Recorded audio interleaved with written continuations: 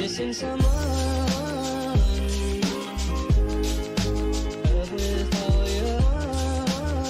Bienvenidos una vez más a Dentix Vlogs, tu canal. Yo soy Edgardo y el día de hoy mis compañeros y yo les presentaremos nuestro trabajo final del parcial. El equipo está conformado por Adriana Vázquez Quinto, Abigail Gómez Cortés, Osvaldo Torres Corona y Edgardo Baena Delgado. Empecemos con la pregunta número 1.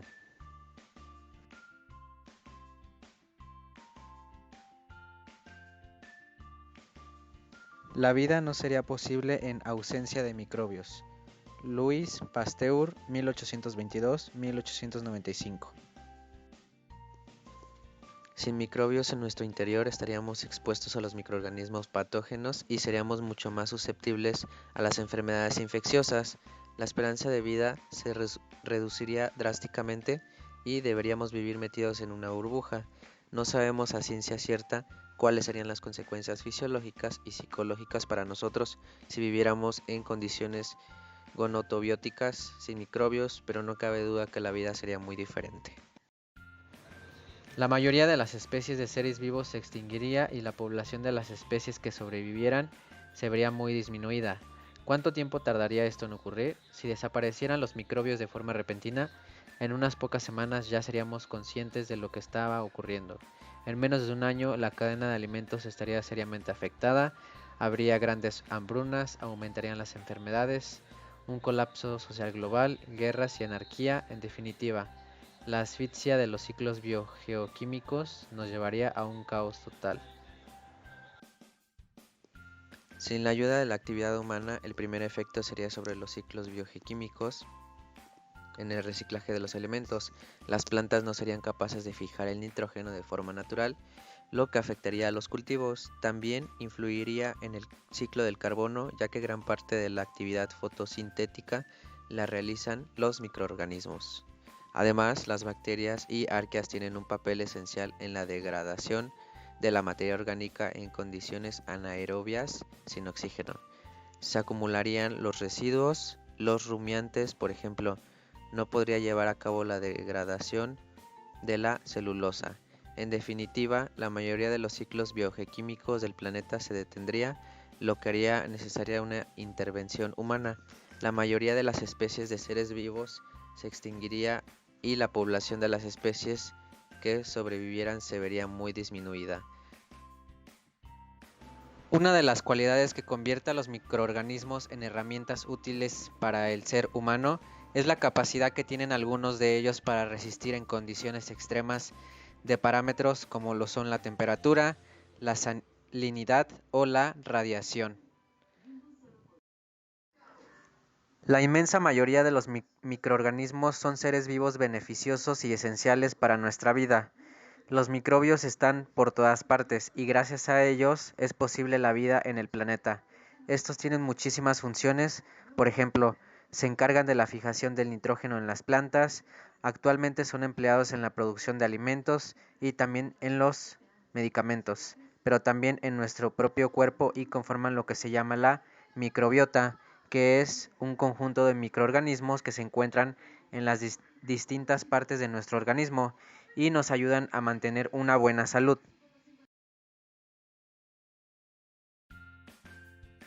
Las funciones de la membrana plasmática son las siguientes: protección celular del medio externo, anclaje del citoesqueleto, semipermeabilidad para el intercambio de sustancias presentando un transporte activo, altamente selectivo, hecho por transportadores de membrana.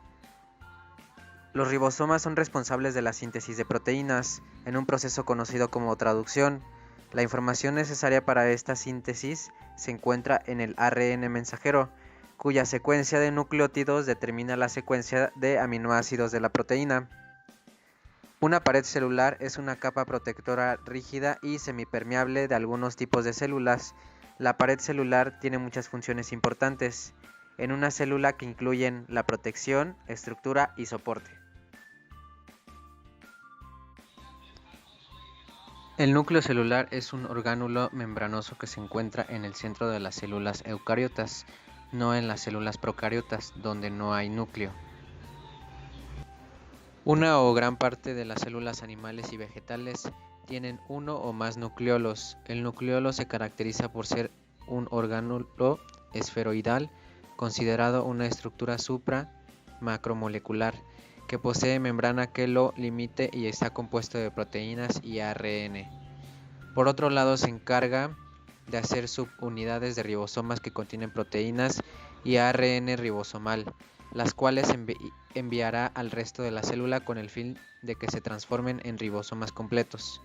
También el nucleolo tiene un papel importante en la elaboración de proteínas en la célula. Un genoma es el conjunto completo de ADN, material genético, en un organismo. En los seres humanos, casi cada célula contiene una copia completa del genoma. El genoma contiene toda la información necesaria para que una persona pueda crecer y desarrollarse.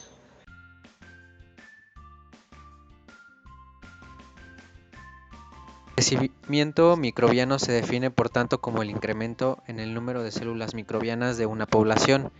La velocidad de incremento es el incremento en el número de células o en la masa celular por unidad de tiempo.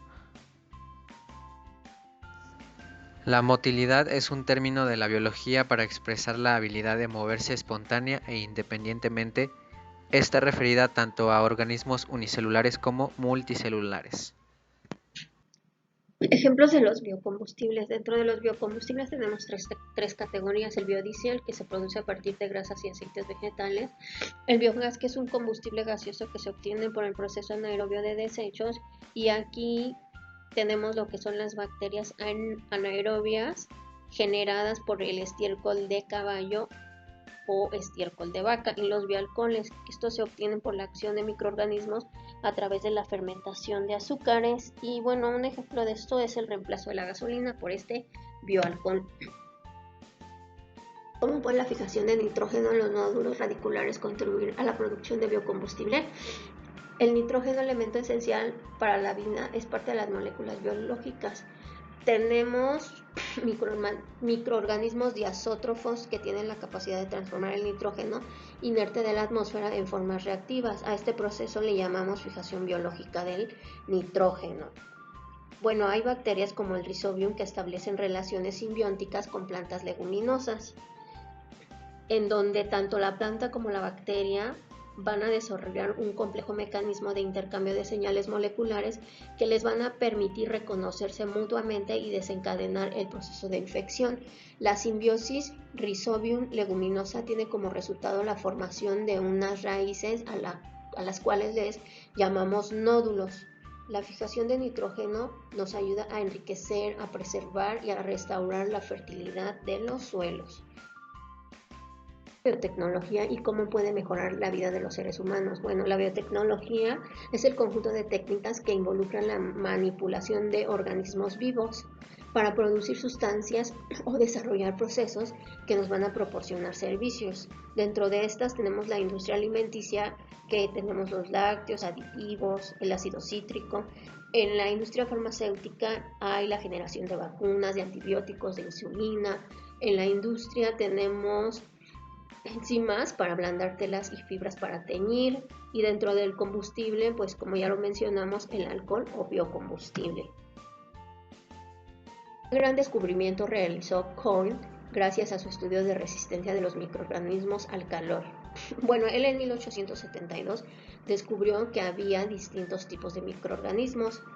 De acuerdo a sus formas y órganos diferentes, los clasificó por ordenaciones sistemáticas.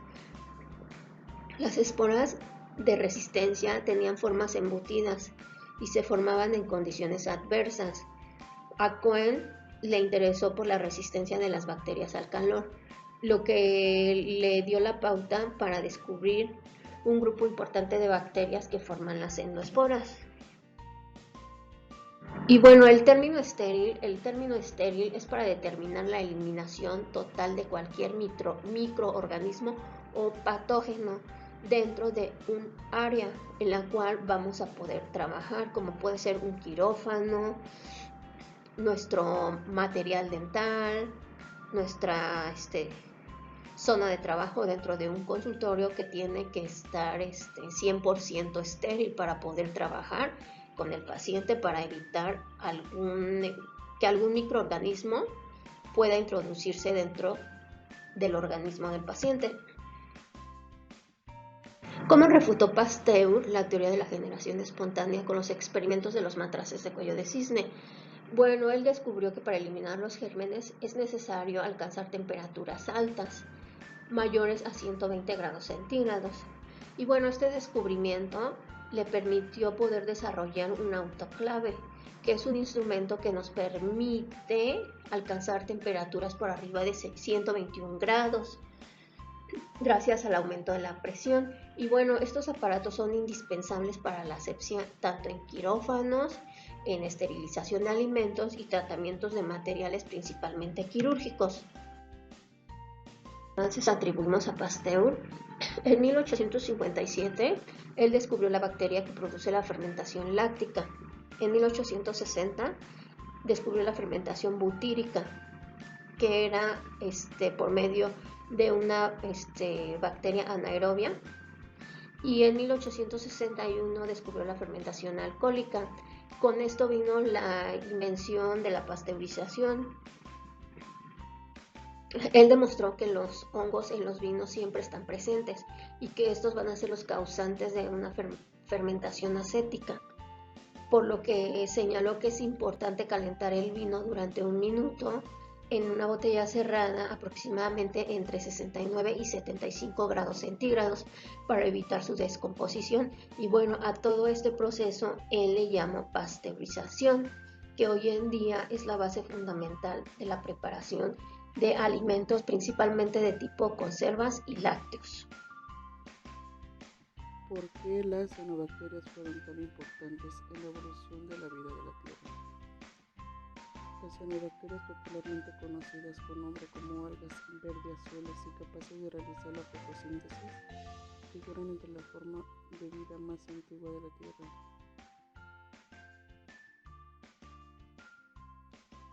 Llevan en el mundo unos 3.500 millones de años, desde una época tan distinta a la actual que en aquel entonces ni siquiera había oxígeno en la Tierra. De hecho, por lo que se sabe, fueron las cianobacterias las que oxigenaron el planeta. Instauraron así unas condiciones que permitieron a la vida evolucionar hacia la forma más compleja. ¿Cómo se puede determinar la historia filogenética de los microorganismos?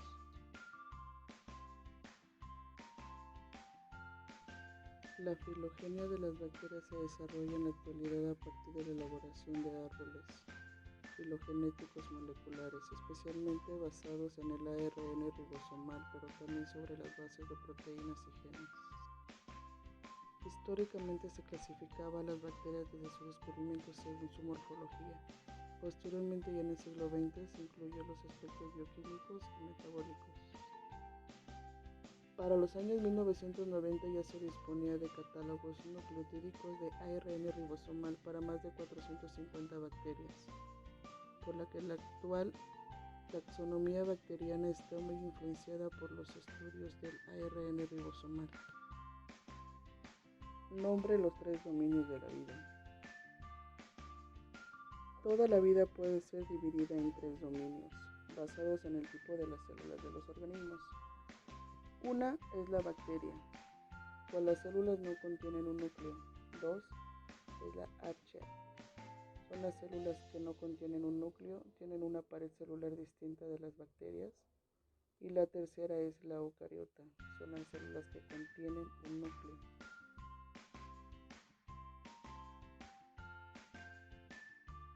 ¿Qué se diferencian una comunidad y una población microbianas? 1. En comunidades microbianas es el conjunto integrado de poblaciones que están presentes e interactúan dentro de un determinado lugar llamado hábitat. 2. Población microbiana es el conjunto de organismos o individuos de la misma especie y que conviven en el mismo espacio y tiempo. ¿Qué es un hábitat? Es el espacio que reúne las condiciones y características físicas y biológicas necesarias para la supervivencia y reproducción de una especie. ¿Cómo pueden los microorganismos cambiar las características de un hábitat? Los microorganismos están en la naturaleza como población que interaccionan con otras poblaciones y forman comunidades. Las actividades de los microorganismos pueden afectar el hábitat y cambiar sus propiedades químicas y físicas. ¿Viven la mayoría de los microorganismos en la naturaleza? En todas partes, alimentos, plantas, humanos, lugares fríos y cálidos. Los microorganismos viven en ambientes naturales donde su crecimiento es afectado tanto como las interacciones con otras poblaciones como por las características físicas químicas de su entorno.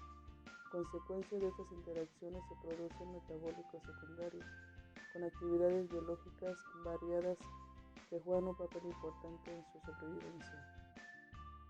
¿Qué es un extremófilo? Los extremófilos son microorganismos que viven en condiciones extremas. Estos organismos habitan en ambientes tan hostiles que hace tan solo unos años se ha desarrollado el interés por su estudio. Realmente se creía que la vida en estas condiciones era prácticamente imposible. Es como si una vez iniciada la vida, esta sea capaz de adaptarse a casi cualquier. Existen modelos para representar la relación entre una presunta causa y un efecto. Los postulados de Koch propuestos para el estudio de enfermedades infectocontagiosas se basan en la influencia de un microorganismo que debe encontrarse siempre en los casos de enfermedad. Robert Koch emplea un novedoso método de tinción y lo aplica en muestras de esputo procedentes de pacientes con tuberculosis, revelándose por primera vez el agente causante de la enfermedad. Comienza a desarrollar métodos de cultivo de muestras de tejido, lo que lo pone en el camino del descubrimiento que comenzaría con una observación en su laboratorio el 18 de agosto de 1881. Si Robert Koch no hubiera tenido las herramientas necesarias para este estudio, hubiera sido imposible poder estudiar las enfermedades bacterianas, ya que estas herramientas fueron fundamentales para este desarrollo. Nos ayudan para la formación de colonias sobre la superficie del medio de cultivo y para el estudio de la morfología de las colonias. Lo que nos permiten los medios líquidos se diferencian porque tienen una sustancia de sostén que puede ser agar-agar. Un cultivo puro es aquel que contiene una sola clase de microorganismo. Solo después de haberse obtenido un cultivo puro se puede identificar un microorganismo y estudiar sus características bioquímicas o de otro tipo. La obtención de un cultivo puro se puede hacer mediante una técnica de aislamiento. Un medio de cultivo de enriquecimiento es un medio de cultivo que contiene los nutrientes necesarios para apoyar el crecimiento de una amplia variedad de microorganismos. Entre ellos, algunos de los más exigentes se utilizan comúnmente para la cosecha de diferentes tipos de microbios que están presentes en la muestra. Se le llama término quimiolitotrofia porque es capaz de utilizar compuestos inorgánicos reductores como fuentes de energía. Este proceso se logra a través de la oxidación y la síntesis ATP. Su carbono celular deriva del CO2 y es asimilado mediante las reacciones del ciclo Calvin de modo análogo a las plantas, como resultado de su capacidad distintiva de crecer en medios estrictamente minerales en ausencia de la luz. Estos organismos son denominados con frecuencia quimiolitrótrofos.